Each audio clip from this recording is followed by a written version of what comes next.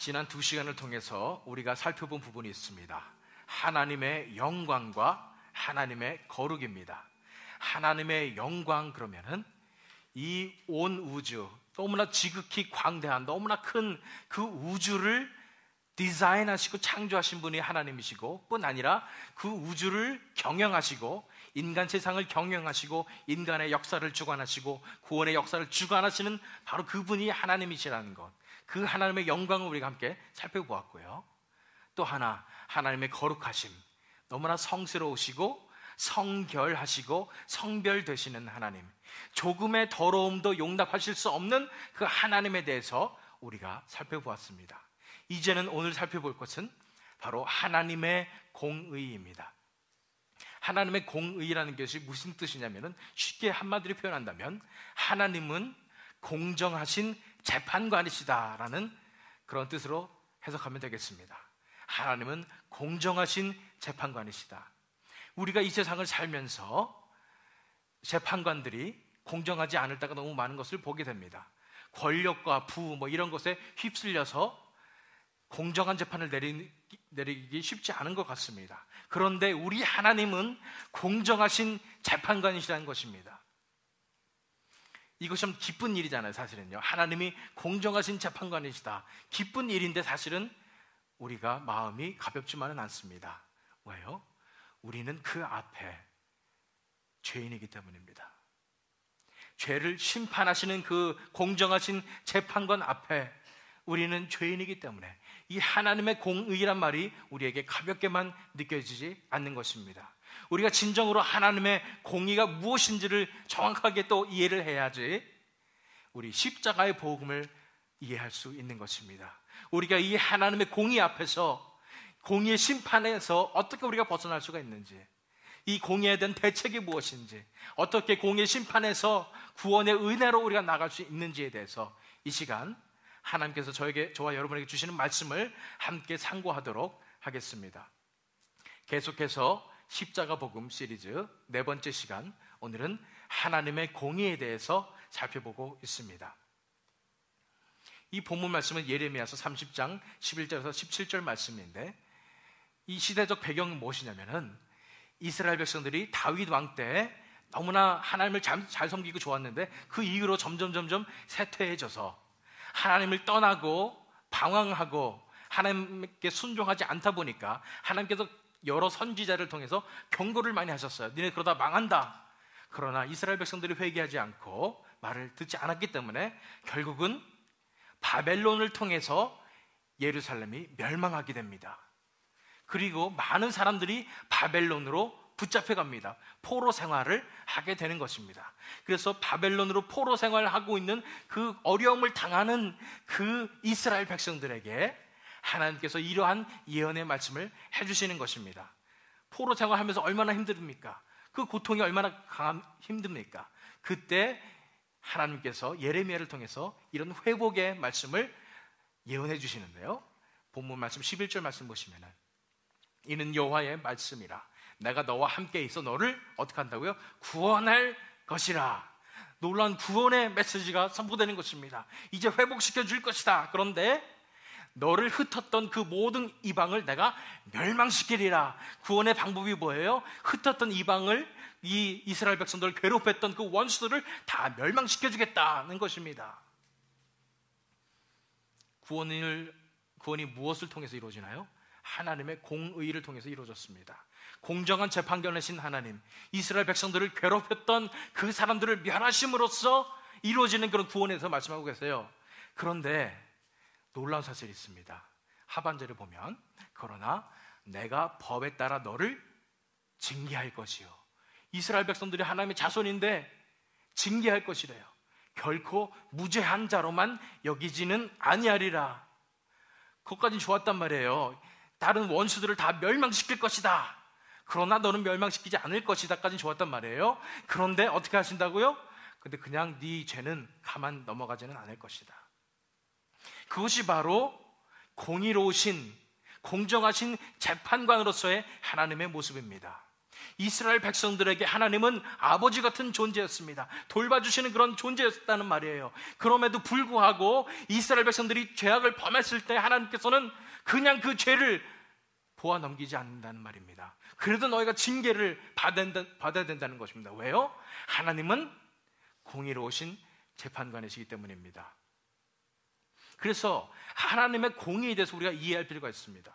하나님은 사랑이시니까, 나는 하나님과 아버지 아들 관계니까 나는 괜찮을 거야 생각하고 계시면 됩니까? 아니에요. 하나님은 온 세상을 다스리시는, 온 세상을 주관하시는 그런 재판관으로서의 하나님의 모습도 있다는 것을 우리가 기억해야 되는 것입니다. 그래서 먼저 우리가 살펴보아야 될 부분이 있습니다. 무엇이냐면 하나님의 공의에 대한 대표적인 의문 3가지에 대해서 이 시간 먼저 살펴보도록 하겠습니다. 하나님의 공의에 대한 대표적인 의문 3가지. 그 첫 번째가 이런 의문입니다. 하나님은 공평하시다면서 왜 악인들을 가만 놔두시는가? 이런 의문입니다. 하나님 정말 살아계시다면 왜 악인들을, 나쁜 사람들을 왜 가만 놔두시는가? 이런 의문을 가지게 된다는 것입니다. 하나님이 정말 공평하신 재판관이시라면, 공의로우시다면 어떻게 이런 일이 벌어질 수가 있는가? 본문 말씀에서 보세요. 14절 말씀 하반절에 보시면 나는 내 원수가 당할 고난을 내가 받게 하며 잔인한 징계를 내렸도다, 이렇게 말씀하시는 거예요. 이스라엘 백성들에게 얘기하시는 거예요. 아니, 원수가 잘못한 것까지 왜 착한 사람들이 받아들였냐 이거예요. 세상 살다 보면은 이런 일이 너무 많은 것 같습니다. 착한 사람들은 오히려 더 고생을 하고 이 세상에서, 악한 사람들은 자기의 지위와 권력과 명예와 부와 이런 물질과 이런 것을 이용해가지고 아무렇지도 않게 지금 잘 살아가고 있다는 것입니다. 이런 걸 볼 때마다 우리가 생각하는 게 뭐예요? 하나님이 공평하시면 왜 이런 악인들을 가만 놔두시냐 이겁니다. 하나님이 과연 이 악인들을 가만 놔두실까요? 아닙니다. 하나님은 분명히 악인들을 심판하시는 하나님이심을 믿으시기 바랍니다. 11절 말씀 다시 보겠습니다. 이는 여호와의 말씀이라 내가 너와 함께 있어 너를 구원할 것이라. 그러면서 뭐라고 말씀하셨어요? 너를 흩었던 그 모든 이방을 내가 멸망시키리라. 멸망시키신대요. 악인들을 그 악인들을 채우는 멸망이라고 말씀하시는 것입니다. 죄를 지었으면 멸망하게 되는 것입니다. 그런데 왜 하나님이 지금 가만 놔두시냐고요? 이 세상에서 왜 악인들을 심판하고 계시지 아니하냐고요? 그것에서 2가지로 제가 대답드릴 수 있습니다. 첫 번째는 이 악인들에게도 기회가 필요하기 때문입니다. 어떤 기회예요? 하나님께 돌아올 기회가, 하나님 앞으로 돌아오며 회개하며 구원받을 기회가 필요하기 때문에 길이 참으시는 하나님이심을 믿으시기 바랍니다. 그 악인들도 똑같은 사람들이니까. 그런데 2번째는 더 무서운 얘기입니다. 하나님께서 이렇게 악인들을 가만 놔두시는 이유는 혹시나 돌아올까 봐 염려되어서 놔두실 수도 있다는 것입니다. 무슨 말씀이에요? 가만 놔두시면 어떻게 됩니까? 이 악인들이 그 악을 짓다가 심판이 다가오게 되는데, 마지막 때에 심판을 받게 되는데, 그 심판은 영원한 지옥에서의 형벌입니다. 지금 악인들 여기서 활개치고 나쁜 짓 하는 거 괜히 건드렸다가 회개하면 어떡할 거냐 이거예요. 혹시라도 회개할까 봐 하나님이 가만 놔두실 수도 있다는 것입니다. 축복이에요? 이 세상에서 잘 되는 게 축복이에요? 아닙니다. 저줄 수도 있어요. 안 그래요? 하나님의 악인들을 가만 놔두시는 것이 가장 그들에게 큰 저주일 수도 있다는 것입니다. 이 세상 사는 거 7, 80년, 90년 삽니다. 짧아요. 영원한 지옥의 형벌에 비하면 짧은 겁니다. 하나님이 그만큼 참는다고 해서 하나님을 욕하지 마세요. 그들 뒤에 끝나라는 심판이 기다리고 있습니다. 그들은 지옥의 형벌을 받게 될 것입니다. 보세요. 하나님은 공평하시다면서 왜 악인을 가만 놔두시는가? 왜냐하면 가만 놔두시는 게 가장 큰 형벌이기 때문입니다. 그리고 조그만 죄악도 가만히 넘어가시지 않으시는 하나님이 그들을 크게 마지막 날에 벌하실 것입니다. 우리는 어떻습니까? 이런 형벌에 대한 준비가 되어 있습니까? 하나님의 우리를 가만 놔두시는 게 두렵지 않으십니까? 우리가 죄악을 저질러도 하나님이 가만 놔두시면 두렵지 않습니까? 준비되셔야 됩니다. 마지막에 심판에 우리가 준비되어야 되는 걸 기억하시기 바랍니다. 하나님의 공의에 대한 대표적인 의문사 가지 중에 두 번째는 하나님은 사랑이시라면서 왜 사람들을 심판하시는가라는 그런 의문입니다. 하나님이 사랑이시는데 왜 사람들을, 그것도 하나님의 사람들을 심판하시냐 이겁니다. 악인들을 심판하는 건 그래도 이해가 간다 이거예요. 그런데 왜 하나님의 사람들을 심판하고 그러냐 이 말입니다. 11절 말씀 보세요. 그러나 내가 법에 따라 너를 징계할 것이요, 하반절입니다. 결코 무죄한 자로만 여기지는 아니하리라. 악인들을 심판하는 건 괜찮단 말이에요. 그런데 하나님의 백성들까지 징계하시고 붙잡으신다는 겁니다. 힘들게 하신다는 거예요. 심판하시고 어려움을 주신단 말이에요. 하나님이 사랑이면 어떻게 이럴 수가 있냐는 것입니다. 하나님은 사랑이심을 믿습니까? 하나님은 사랑이십니다. 그러나 동시에 하나님은 공의의 하나님이세요. 공정한 재판관이에요. 이스라엘 백성들이 아무리 하나님의 자손이라고 해도, 그들과 하나님과 개인적인 관계가 있다고 해도 하나님은 공과 사가 구분이 확실하신 분이십니다. 우리가 아무리 하나님한테 하나님 저 교회 열심히 다녔고요, 오랫동안 다녔잖아요, 저 모르세요 한다 할지라도 공정한 재판관으로서의 하나님은 공정한 엄정한 판결을 내리실 것입니다. 그것은 죄에 대해서는 하나님께서 그냥 넘어가지 않으신다는 것입니다. 조그만 죄에 대해서도 하나님은 그 책임을 물으신다는 것입니다. 우리가 죄에 대해서 대책이 없다면 하나님 심판을 받아야 되는 것입니다. 15절 말씀 보세요. 너는 어찌하여 내 상처 때문에 부르짖느냐? 내 고통이 심하도다. 내 악행이 많고 내 죄가 허다함으로 내가 이 일을 너에게 행하였느니라. 이스라엘 백성들이 애초에 바벨론으로 끌려간 이유가 바로 이 죄 때문에 그렇습니다. 죄 때문에 징계를 받고 있었던 것입니다. 뿐 아니라 그 삶 속에서 너무 어려움이 찾아오고 힘들었던 그 이유는 바로 죄 때문에 그렇습니다. 하나님께서 이스라엘 백성들을 미워하셔서 이러한 어려움을 주셨을까요? 이런 징계를 주셨을까요? 아니에요. 오히려 사랑하기 때문에 이 사람들을 돌아올 수 있도록 이들에게 징계를 주신다는 것입니다. 기억하세요? 가만 놔두시는 것이 저주입니다. 그러나 우리가 죄 가운데 거했을 때에 우리를 치시고 우리가 돌아오도록 심판을 하시는 이유가 우리를 사랑하시기 때문임을 믿으시기 바랍니다. 하나님은 결코 죄를 그냥 부어 넘기시는 분이 아님을 명심하시기 바랍니다. 세 번째 의문입니다. 하나님은 사랑이시라면서 왜 자신의 아들을 버리셨는가? 라는 질문이에요. 어떤 분들이 이렇게 얘기하세요. 나는 그런 하나님 안 믿는다고. 자신의 목적을 위해서, 자신의 사역을 위해서, 내 일을 위해서 자기 아들을 목숨을 그냥 헌신자같이 내버리시는 그런 비정한 그런 하나님은 나는 믿지 않겠다. 이런 분들도 계실 수도 있습니다. 하나님이 사랑이라면 왜 자신의 독생자 아들을 버리셨나? 이런 의문입니다. 복음 말씀 14절 말씀을 보면, 하반절 말씀을 보면, 나는 내 원수가 당할 고난을 내가 받게 하며 잔인한 징계를 내렸도다. 이스라엘 백성들에게 다른 원수가 받을 그런 징계를 내리셨단 말이에요. 왜냐하면 이스라엘 백성들이 돌아와야 하니까 이런 징계를 내렸었어요. 그런 것처럼, 아니 그 아들도, 그 하나밖에 없는 그 아들도 그렇게 징계를 내리시는 그런 비정한 아버지가 하나님이신가? 이런 의미를 가질 수가 있다는 것입니다. 근데 우리 다 압니다. 하나님이 사랑이시기 때문에 자기 아들을 버리실 수밖에 없었어요. 왜요? 우리 인간의 죄악이 너무나 크기 때문입니다. 죄악을 해결할 수가 없었기 때문이에요. 복음 말씀 13절 보세요. 내 송사를 처리할 재판관이 없고 내 상처에는 약도 없고 처방도 없도다. 우리가 죄를 지었기 때문에 그 심판을 우리가 어떻게 할 수가 없는 거예요. 약도 없고 처방도 없대요. 도저히 어떻게 해볼 수가 없는 거예요. 하나님께서 오히려 우리를 너무나 사랑하시기 때문에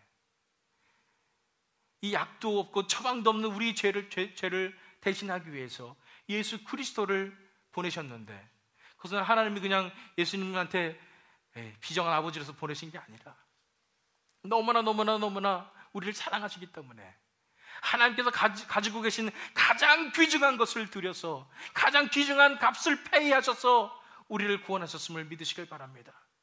하나님이 사랑이 없으셔서 우리 그 자신의 아들을 버리신 것이 아니라 너무나 사랑이 크시기 때문에 자신의 가장 귀중한 것을 드려서 희생해서 우리를 구원하셨음을 우리는 믿어야 된다는 것입니다. 하나님이 어떻게 비정하다고 얘기할 수 있습니까? 비정한 것은 우리입니다. 우리가 우리의 죄악 때문에 하나님께서 자기 아들을 희생하셨는데도 불구하고 우리는 하나님을 믿지 못하고 때로는 욕하고 하나님한테 더 달라고 하고 이러는 것이 우리 아닙니까? 우리의 죄 때문에 예수 그리스도께서 십자가에 돌아가셨음을 바라보시기 바랍니다. 비정한 것은 하나님이 아니라 바로 우리임을 깨달아야 하는 것입니다. 죄의 값은 이렇게 큽니다.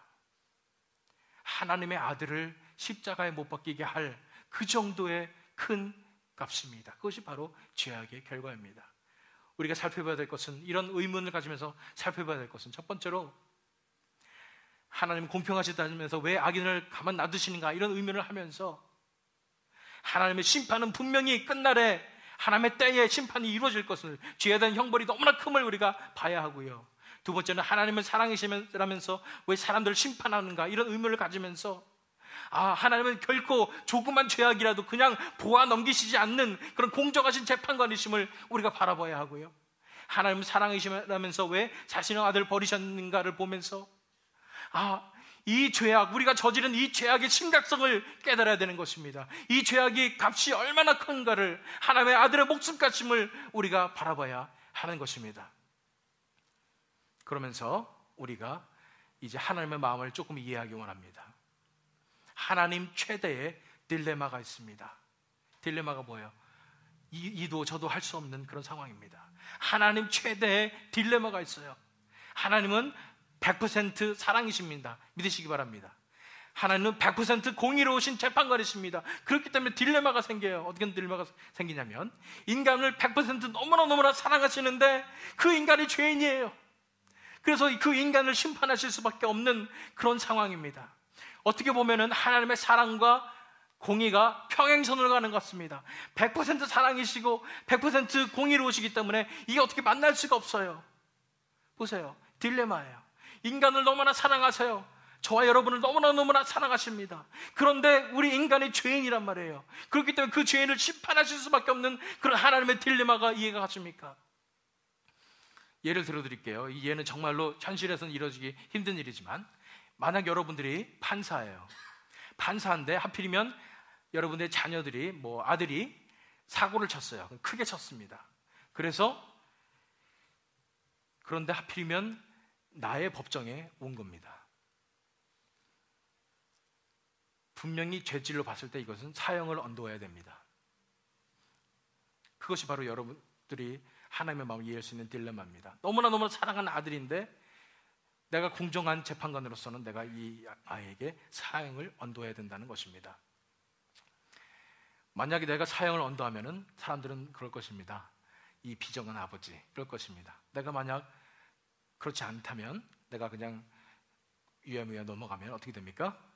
그러면은 공정한 재판관이 아니게 되는 것입니다. 그것이 바로 하나님의 딜레마임을 우리가 기억하고, 이 하나님께서 이 딜레마를 어떻게 해결하셨는지를 나중에 보도록 하겠습니다. 어쨌든 우리가 이 하나님의 마음을 이해를 해야 됩니다. 우리의 명심할 점이 오늘 있습니다. 오늘의 명심할 점은 이것입니다. 하나님의 공의에 대한 대책이 없이는 심판받습니다. 믿으시기 바랍니다. 하나님의 공의에 대한 대책이 없이는 심판받습니다. 하나님은 그냥 우리가 하나님 안다고 해서, 교회 열심히 다녔다고 해서 하나님이 우리 봐주시고 이런 분이 아니란 얘기예요. 공정하신 재판관이시란 말이에요. 그렇기 때문에 우리가 가만히 대책이 없이 이대로 있다가는 그냥 심판받는다는 것입니다. 복음 말씀 13절 말씀 보세요. 내 송사를 처리할 재판관이 없고 내 상처에는 약도 없고 처방도 없도다. 방법이 없다는 얘기예요. 보통 우리의 힘으로는 방법이 없어요. 송사를 처리할 재판관도 없다. 이 말은 쉽게 말하면 나를 구해줄 변호사도 없어요. 그리고 나를 구해줄 의사도 없어요. 어떻게 할 수 없는 그런 엄청난 그런 진퇴양난 가운데 우리가 있게 된다는 것입니다. 우리가 하나님의 공의에 대한 대책이 없을 경우에 우리는 심판을 받을 수밖에 없는 것입니다. 이 심판이 어떤 심판입니까? 하나님의 공의에 대한 대책이 없을 때는 우리가 어떤 심판을 받게 됩니까? 지옥 갑니다. 지옥 갑니다. 그게 심판이에요. 마태복음 5장 20절에서 22절 말씀 제가 읽겠습니다. 내가 너희에게 이르노니 너희 의가 서기관과 바리새인보다 더 낫지 못하면 결코 천국에 들어가지 못하리라. 옛사람이 말한 바 살인하지 말라, 누구든지 살인하면 심판을 받게 되리라 하였다는 것을 너희가 들었으나 나는 너희에게 이르노니 형제에게 노하는 자마다 심판을 받게 되고 형제를 대하여 라가라 하는 자는 공회에 잡혀가게 되고 미련한 놈이라 하는 자는 지옥불에 들어가게 되리라. 첫 번째 보세요. 내가 너희에게 이르노니 너희의 의의가 서기관과 바리새인보다 낫지 않냐면, 서기관과 바리새인들은 생활이 완벽한 사람들이었어요. 율법을 완벽하게 지켜내는, 겉으로 보기에 완벽하게 지켜내는 그런 사람들이었어요. 너희 행위가 그들보다 더 낫지 않으면 너희는 결코 천국에 들어가지 못한다는 얘기입니다. 뿐 아니라 살인하지 말라, 살인하면 심판받는다 그랬습니다. 당연한 거잖아요. 살인하는 큰 죄잖아요. 그런데 나는 너에게 이르노니 형제에게 노하는 자마다, 여기서 노는 영어로 no, 이게 아니고요, 화낸단 말이에요. 형제에게 화내는 사람마다 심판을 받게 된단 말이에요. 그건 뭐예요? 수학처럼 공식을 봅시다. 살인하면 심판인데 화내면 심판이에요. 그건 뭐예요? 살인과 화내는 것이 똑같은 죄라는 얘기입니다. 여기서 알 수 있는 것은 하나님은 우리의 마음을 바라보십니다. 세상에서는요, 우리가 아무리 나쁜 일을 사실 저질러도 걸리지만 않으면 죄가 아닙니다. 그래서 여러분들이 만약 그렇게 생각하실 수도 있어요. 나같이 한번 살아보라고. 나 같은 사람도 없다고. 나는 뭐 남에게 피해 준 적도 없다고 얘기합니다. 그런데 하나님은 심중을 살펴보십니다. 내 마음속에 나쁜 마음 먹은 것 그 자체가 그 마음 먹고 그 일을 직접 행한 것 같은 그런 똑같은 그런 결과를 낳는다는 것입니다. 다시 한번 말씀드려볼까요? 여기 여러분들이 모였지만 만약에 다른 사람들이 여러분들의 생각을 다 읽게 된다고 생각해 보십시오. 이 자리에 가만히 앉아 계실 수 있겠습니까? 그러면서 여러분 쉽게 얘기할 수 있습니까? 나는 그래도 다른 사람들 피해 주지 않았으니까. 피해 안 주고 왜 앉아요? 여러분들 생각을 읽으면 다른 사람들 다 상처받을 줄 믿습니다. 안 그래요? 그렇잖아요. 그런데 하나님께서는 여러분들의 마음을 읽으십니다. 그런데도 어떻게 여러분이 죄인이라고 안 할 수 있어요? 여러분의 생각 하나하나를 다 읽으시는 분이 하나님이세요. 그렇기 때문에 우리가 고백해야 될 것은 우리가 죄인이라는 것을 고백해야 되는 것입니다. 하나님은 우리의 마음을 보시며 마음을 읽으시며 마음의 생각을 아시는 분입니다. 그래서 가장 잘 아세요. 우리 안에 선한 것이 하나도 없다는 것, 우리가 죄인이라는 것을 하나님께서 가장 잘 알고 계십니다. 그래서 문제입니다. 하나님의 공의에 대한 대책이 없이는 우리가 어떻게 된다고요? 심판받을 수밖에 없어요. 벗어날 수가 없어요. 하나님의 눈에서 벗어날 수 없어요. 여러분들의 생각을 다 아시는 그 하나님께서 그 공정한 재판관이심을 보시기 바랍니다. 얼마나 무서운 사실이에요. 하나님에 대한 공의에 대한 대책이 없이는 우리는 심판받을 수밖에 없는 것입니다. 그렇다면 하나님에 대한 공의에 대한 대책이 있을까요? 있습니다. 그 대책에 대해서 이 시간 다 같이 먼저 쿨루 말씀을 보도록 하겠습니다. 오늘의 쿨루 말씀은 하나님 공의의 절정인 십자가를 바라보십시오 라는 것입니다. 하나님 공의의 절정인 십자가를 바라보란 말씀입니다. 예수님의 십자가가 하나님의 공의와 사랑이 만나는 접점입니다라는 거예요. 아까 공의와 사랑이 평행선 같다고 말씀드렸었죠. 그런데 그 평행선이 만나는 그 접점이 있다는 것입니다. 공의와 사랑이 만나는 그 접점이 있는데 그것이 바로 십자가라는 것입니다. 십자가로 공의와 사랑의 딜레마를 해결하신 것입니다. 무슨 말인지 더 자세히 설명드릴게요. 먼저 본문 말씀 11절 말씀 보세요. 이는 여호와의 말씀이라 내가 너와 함께 있어 너를 구원할 것이라. 결국 방법은 하나님한테만 있습니다. 우리 스스로 우리를 어떻게 구원할 수가 없어요. 하나님의 공의에 대해서 우리가 벗어날 수가 없어요. 빠져나갈 수가 없어요. 결국은 하나님께서 우리에게 은혜를 베풀어 주셔야 되고 하나님께서 우리를 구원하셔야 되는 것입니다. 그래서 하나님께서 방법을 강구하셨습니다. 그것이 바로 십자가입니다. 하나님의 공의와 하나님의 사랑이 만나는 그 접점이 바로 십자가란 말이에요. 자세히 설명드릴게요. 우린 죄악 때문에 심판받아야 하고 지옥에 갈 수밖에 없는 그런 죄인들이었습니다. 그런데 하나님은 이런 우리를 심판하실 수밖에 없는 공정한 하나님이시라는 것이에요. 죄를 그냥 넘기시는 분이 아니란 말이에요. 그런데 at the same time 딜레마 생각나세요? 하나님은 우리를 너무나 사랑하십니다. 그래서 하나님께서 결정하신 것은 그래, 나의 공의도 이루고 나의 사랑도 이루는 그런 방법을 해야 되겠다 하면서 하나님께서 가장 아끼시는, 가장 하나님에서 큰 예수 그리스도를 이 땅에 보내셔서 우리의 죄를 대신해서 우리의 죄의 값을 대신 갚아주심으로 말미암아 그 하나님의 공의의 진노를 예수님의 머리 위에 쏟아부음으로 말미암아 하나님의 공의도 이루고 우리가 그 결과로 구원을 받게 되기 때문에 대속의 은혜로, 칭의의 은혜로, 중생의 은혜로 구원을 받게 되기 때문에 하나님의 사랑도 이루는 그런 역사를 하나님께서 계획하시고 이루셨다는 것입니다. 이게 가세요? 그래서 하나님의 공의의 절정이 십자가입니다. 하나님 너무나 공정하신 분이기 때문에 하나님께서 그냥 죄를 넘기시는 분이 아니라 자기 아들까지 십자가에 못 박히게 하신 그것이 바로 하나님의 공의의 절정입니다. 그 어찌할 수 없는 그런 죄인을 하나님의 공의로서 구원하신 것, 십자가의 구원의 사건이야말로 우리가 하나님의 공의가 어떤 것인지를 깨닫는 그런 장면이라는 것입니다. 그리고 하나님의 공의와 하나님의 사랑에 만나는 그 접점이라는 것입니다. 로마서 5장 8절에서 10절 말씀 보겠습니다.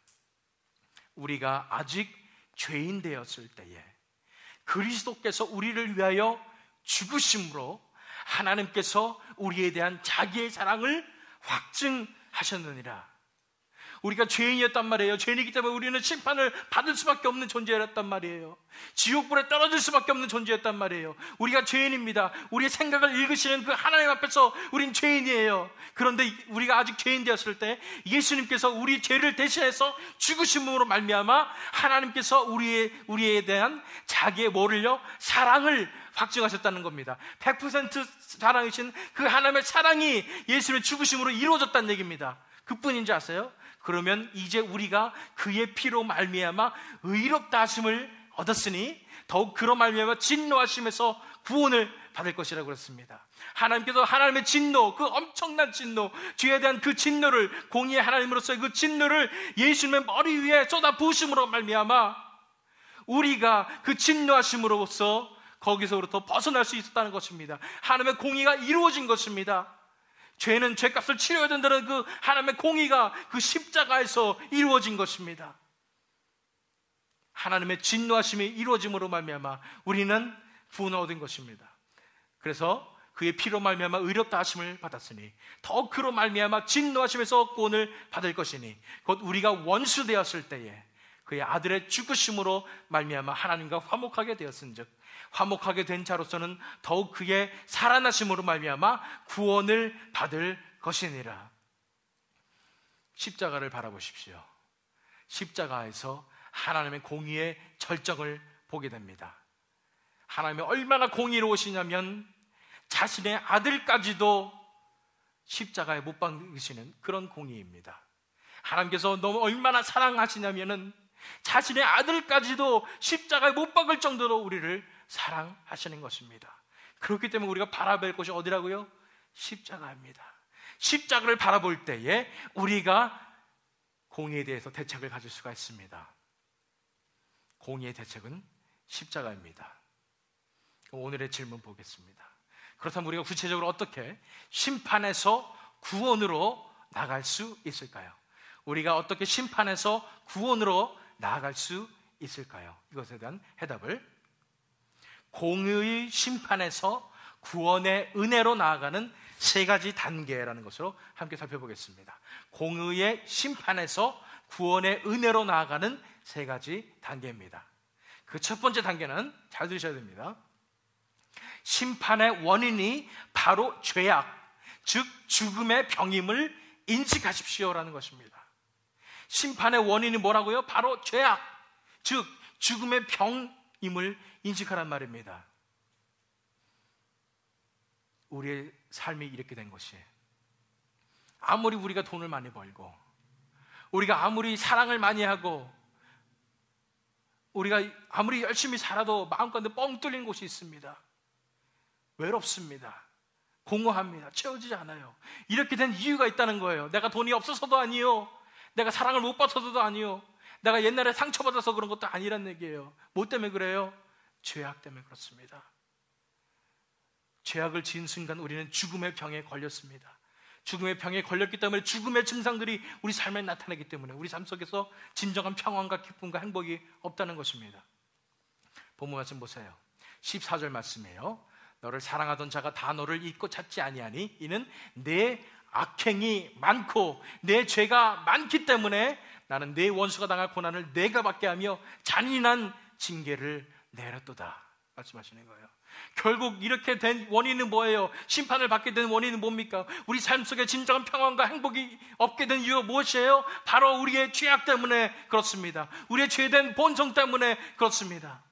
다시 한번 복습해 볼까요? 죄의 근본은 무엇입니까? 하나님께 내 인생을 맡기지 않냐고 내 뜻대로 살고자 하는 그런 것이 바로 죄의 본성입니다. 우리가 죄의 본성으로 살아갔기 때문에, 우리가 그 죄 때문에 하나님께서 이러한 우리를 돌아오게 하시기 위해서 심판을 내리셨고 잔인한 징계를 내리신다는 것입니다. 15절 말씀 보세요. 너는 어찌하여 내 상처 때문에 부르짖느냐?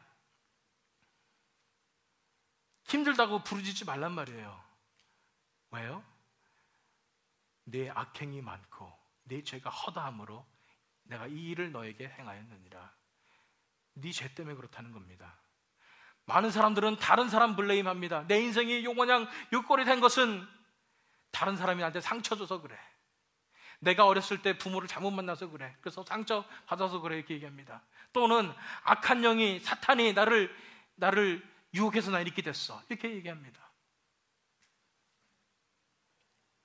세상에 변명 될 거리는 많습니다. 핑계 댈 거리도 많고요. 그런데 하나님이 말씀하시는 거예요.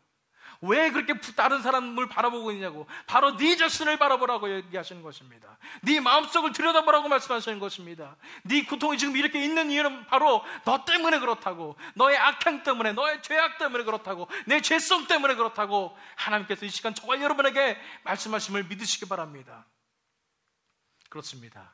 심판의 원인은 바로 죄악 때문에 그렇습니다. 우리가 죽음의 병에 걸렸기 때문에 그렇습니다. 그것을 우리가 인정하고 인식해야 하는 것입니다. 하나님 앞에 우리가 첫 번째 인정해야 될 것은 바로 우리 자신이 죄인이라는 것입니다. 우리가 죄성이 어떻게 할 수 없는 그런 죄인이라는 것을 우리는 인식해야 하는 것입니다. 인정해야 하는 것입니다. 하나님 앞에 주님, 저는 죄인입니다 하고 고백드려야 하는 것입니다. 그것이 우리가 첫 번째 해야 될 단계입니다. 두 번째 단계는 이거부터 볼게요. 이사야서 59장 1절 2절 말씀 보세요. 여호와의 손이 짧아 구원하지 못하심도 아니요 귀가 둔하여 듣지 못하심도 아니라 오직 뭐가요? 너희 죄악이 너희와 너희 하나님 사이를 갈라놓았고 너희 죄가 그의 얼굴을 가리어서 너희에게서 듣지 않으시게 함이니라. 결국은 인생의 문제는, 가장 근본적인 문제가 뭐라고요? 죄입니다. 죄악입니다. 죄성입니다. 우리가 죄인이기 때문에 그렇습니다. 다른 데다 핑계대지 마세요. 사탄 핑계대지 마세요. 사탄은 유혹합니다. 그렇지만 결국은 우리의 죄성 때문에 우리가 이렇게 되는 것입니다. 상처 핑계대지 마세요. 결국은 우리의 죄성 때문에 이렇게 되는 것 믿으시기 바랍니다. 심판의 원인이 바로 죄악, 내 죽음의 병 때문에 내가 이렇게 됐다는 것을 인식하라는 것입니다. 두 번째 단계는 나의 힘으로는 치유 불가의 문제임을 받아들이십시오라는 것입니다. 나의 힘으로는 도저히 치유할 수 없는 그런 문제임을 받아들이라는 얘기예요. 진정으로 자신의 죄성을 깨닫는 사람들은 어떻게 내가 이 죄를 해결할 수 있는가 무너지게 됩니다. 왜냐하면 이 죄 때문에 내가 하나님 앞에서 바로 설 수 없는 것을 알게 되기 때문입니다. 그래서 부흥의 역사가 일어났을 때, 하나님께서 눈을 열어주셨을 때 그 지옥의 뜨거움을 맛보게 되고 내 죄악의 더러움을 맛본 사람들은 어찌할꼬 하고 부르짖게 되는 것입니다. 이것도 해보고 저것도 해보다가 안 돼서 하나님 앞에 온전히 엎드러지게 됩니다. 마찬가지로 다른 종교 다니는 분들도 마찬가지일 거라고 생각합니다. 왜요? 첫 번째로 결국은 죄의 문제를 해결하기 위해서 참선도 해보고요, 선행도 해봅니다. 그리고 법도 막 열심히 지켜보려고 노력해봅니다. 그래도 안 되는 거예요. 그래도 우리 힘으로는 도저히 어떻게 해볼 수가 없어요. 그 죄의 문제가 해결될 수가 없습니다. 본문 말씀 12절 말씀 보세요. 여호와께서 이와 같이 말씀하시니라. 내 상처는 고칠 수 없고 내 부상은 중하도다. 우리는 어떻게 이 죄의 문제를 우리 스스로 해결할 수가 없습니다. 안 돼요. 하지 마세요. 안 됩니다. 아무리 내가 선행을 하려고 해도 안 되고요, 착하게 살려고 해도 안 됩니다. 내가 이 죄를 씻어보려고 비누로 빡빡 문질러도 안 됩니다. 이것은 도저히 우리 힘으로 해결할 수 없는 것입니다. 13절 말씀 보세요. 내 송사를 처리할 재판관이 없고 내 상처에는 약도 없고 처방도 없도다. 이 incurable, 영어로 얘기하죠. 정말로 고칠 수 없는 그런 병이 우리에게 걸렸음을 우리가 인식을 하고 내 스스로를 내려놓아야 한다는 것입니다. 나의 힘으로는 도저히 할 수가 없구나, 나는 구제불능이구나 하는 것을 깨닫고 내 힘으로 뭔가를 하려고 하는 노력, 내 힘으로 내 인생을 멋지게 한번 살아보려고 하는 그 노력을 내려놓아야 하는 것입니다. 우리는 그렇게 창조받지 않았어요. 우리는 하나님 안에서 하나님께 순종하며 살도록 창조받았기 때문에 내가 스스로의 하나님이 되어서 내가 열심히 살아야지 하면서 산다면 우리가 죄악을 저지를 수밖에 없고 우리가 스스로의 인생을 파멸로, 결국은 지옥의 불구덩이로 인도할 수밖에 없다는 것입니다. 그래서 우리가 해야 될 일이 뭐라고요? 나의 힘으로는 치유 불가의 문제임을 받아들여야 되는 것입니다. 내려놔야 하는 것입니다. 나는 할 수 없습니다라고 내려놓으셔야 되는 것입니다. 로마서 3장 20절 말씀이에요. 그러므로 율법의 행위로 그의 앞에 의롭다 하심을 얻을 육체가 없나니 율법으로는 죄를 깨달음이니라. 어떤 사람들은 성경 말씀을 다 지키면 내가 이 죄가 용서될 수도 있겠다 생각을 해서 열심히 율법으로, 열심히 행동으로 선행을 보이려고 노력합니다. 그런데 하나님께서 말씀하셔요. 결코 안 된다. 율법을 지킴으로 죄가, 문제가 해결되는 것이 아니라는 것입니다. 왜냐하면 율법으로는 죄를 깨달은 것이기 때문이에요. 결코 우리가 선행을 해서 말씀을 그냥 지킴으로 우리가 구원을 얻을 수 있는 것이 아닙니다. 나의 힘으로는, 나의 노력으로는 내가 그것이 성경에 나온 것처럼 성경의 말씀을 열심히 지키겠다 하는 그런 노력일지라도 그것은 치유 불가임을 우리가 받아들이고 내려놓으셔야 되는 것입니다. 마지막 세 번째 단계입니다. 공의의 심판에서 구원의 은혜로 나가는 세 가지 단계 중에 마지막 세 번째는 바로 이것입니다.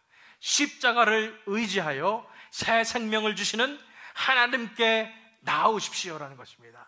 십자가를 의지하여 새 생명을 주시는 하나님께 나아오십시오.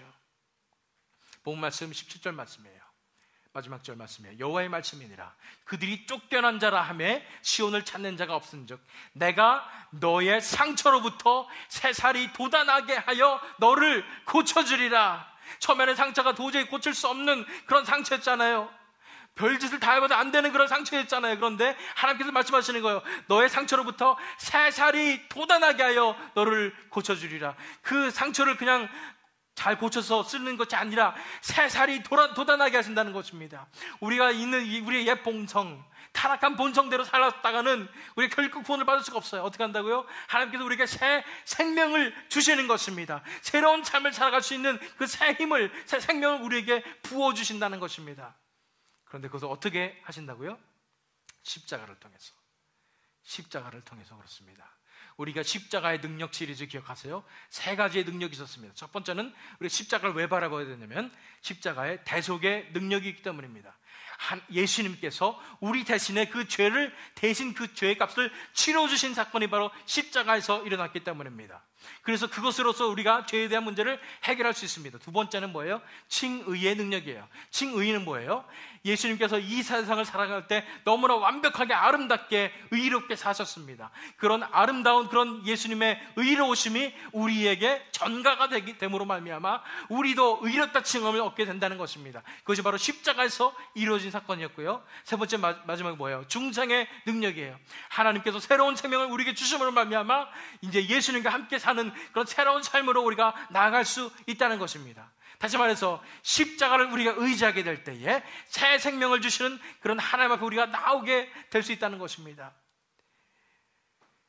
바로 우리 죄악 때문에 우리가 이런 문제가 있었는데 이 죄악을 우리 힘으로 도저히 할 수 없어서 하나님 앞에 엎드려져서 주여 살려주시옵소서 하나님의 은혜를 구할 때에 십자가로 말미암아 하나님께서 우리에게 새 생명을 부어주심으로 말미암아 하나님의 은혜로 우리가 하나님 앞에 나아갈 수 있다는 것입니다. 요한복음 13장 14절에서 16절 말씀입니다. 모세가 광야에서 뱀을 든 것 같이 인자도 들려야 하리니 이는 그를 믿는 자마다 영생을 얻게 하려 하심이라. 하나님이 세상을 이처럼 사랑하사 독생자를 주셨으니 이는 그를 믿는 자마다 멸망하지 않고 영생을 얻게 하려 하심이라. 십자가를 바라보시기 바랍니다. 모세가 광야에서 불뱀에 물린 백성들에게 이 노스로 만든 뱀을 올려서 쳐다보라고 한 것처럼 우리가 그 십자가를 바라보게 될 때에 하나님의 은혜가 우리 속에 임할 때에 그 십자가를 믿게 되는 그 십자가가 우리에게 실체로 다가오게 되는 놀라운 역사가 일어날 줄 믿습니다. 그럴 때 어떻게 된다고요? 우리가 멸망하지 않고 영생을 얻게 된다는 것입니다. 우리가 공의의 심판을 받지 아니하고 이제는 하나님의 사랑으로 말미암아 우리가 하나님의 새 생명 영생을 얻게 된다는 것입니다. 복습해 볼까요? 우리가 어떻게 공의의 심판에서 구원의 은혜로 나아갈 수 있겠습니까? 첫 번째는 심판의 원인이 바로 죄악, 즉 죽음의 병임을 우리가 인식하고, 두 번째는 나의 힘으로는 어떻게 할 수 없는 그런 치유 불가의 문제임을 인정하고, 세 번째는 그 십자가를 의지하여 새 생명을 주시는 새로운 살을 다시 일으키시는 그 하나님 앞에 우리가 나오게 될 때에, 그 십자가로 나오게 될 때에 우리 속에 놀라운 구원의 역사가 일어날 줄 믿습니다. 마지막입니다. 우리가 십자가 앞에 나오게 될 때에 우리가 어떤 일이 벌어집니까? 우리가 십자가 앞에 나오게 될 때에 하나님의 그 공의가 우리를 구원하실 것입니다. 우리에게 두려웠었던 그 공의가, 그 공정하신 재판관으로서의 그 하나님의 모습이 우리를 구원하실 것이라는 것입니다. 무슨 말씀이냐면 본 말씀 11절 말씀 보세요. 이는 여호와의 말씀이라. 내가 너와 함께 있어 너를 구원할 것이라. 너를 흩었던 그 모든 이방을 내가 멸망시키리라. 이게 공의라고 말씀드렸습니다. 우리를 괴롭혔던, 이스라엘 백성들을 괴롭혔던 그 나쁜 사람들을 하나님께서 공의로 심판하신다는 내용이에요. 그래서 더 보시면 16절에 보시면 그러므로 너를 먹는 모든 자는 잡아먹힐 것이며 원수를 대신 갚아주시는 그런 하나님의 공의예요. 내 모든 대적은 사로잡힐 것이며 탈취해 간 자는 탈취당할 것이며 노략질한 모든 자는 노략물이 되리라. 하나님께서 원수를 갚아주심으로 말미암아 우리가 구원함을 얻게 되는 그런 장면을 보게 되는 것입니다. 하나님의 공의로 말미암아 구원을 얻게 되는 그런 이스라엘 백성들의 장면입니다. 결국 어떻게 돼요? 17절에 내가 너의 상처로부터 새살이 돋아나게 하여 너를 고쳐주리라.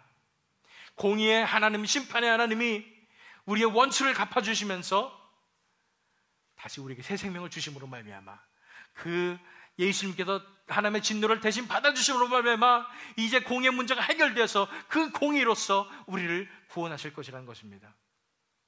우리가 십자가 앞에 나오게 될 때에 그 하나님의 엄정한 그 공의가 우리에게 감사로 다가오게 될 것입니다. 더 이상 무섭지가 않습니다. 왜요? 예수님께서 나를 대신해서 십자가에 돌아가 주셨기 때문입니다. 그 하나님의 공의가 나를 구원하는 공의가 될 것입니다. 왜냐하면 우리가 십자가가 있기 때문입니다. 베드로전서 2장 24절 말씀입니다.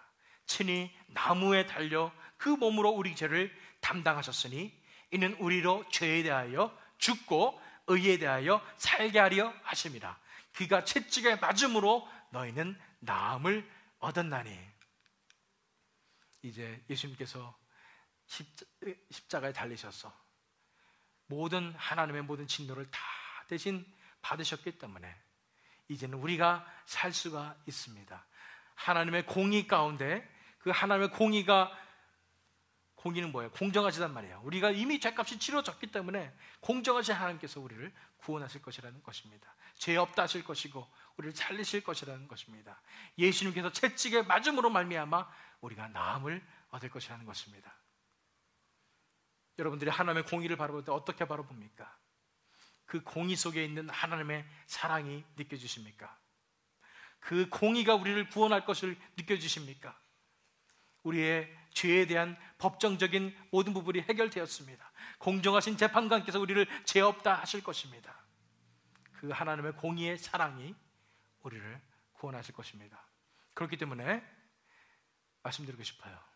만약 여러분들 가운데서 아직도 이런 하나님의 공의에 대해서 준비가 되지 않다면 하나님 앞에 엎드리시기 바랍니다. 하나님 앞에 제 눈과 귀를 열어 주시옵소서. 하나님의 은혜를 베풀어 주셔서 제가 얼마나 죄인인지 바라보게 해주시고 제가 내 삶을 내 뜻대로 살겠다는 그 모든 것을 내려놓게 하여 주시고, 그래서 이제는 십자가의 은혜로 말미암아 이제 하나님으로 살게 되는, 하나님의 공의로부터 자유하게 되며 하나님을 찬양하게 되는 그 공의의 사랑을 경험하게 되는 우리가 되게 기도해야 될 것입니다. 그러므로 예수님의 십자가가 하나님의 공의와 사랑이 만나는 접점이기 때문에 하나님 공의의 절정인 십자가를 바라보며 심판의 원인이, 우리의 인생의 모든 문제의 근본적인 원인이 바로 죄악, 즉 죽음의 병임을 인식하며 우리가 죄인임을 우리가 인정하며 나의 힘으로는 치유 불가의 문제임을 받아들이며 이제는 십자가를 의지하여 새 생명을 주시는 하나님께 나음으로 말미암아 하나님의 은혜를 받아서 우리가 하나님의 그 공의가 우리를 구원하게 되는 그 놀라운, 하나님께서 마실 수 있는 그 구원의 역사를 경험하시는 저와 여러분이 되시기를, 또 이 원더크릭 하나교회가 되기를 예수 그리스도의 이름으로 축원합니다.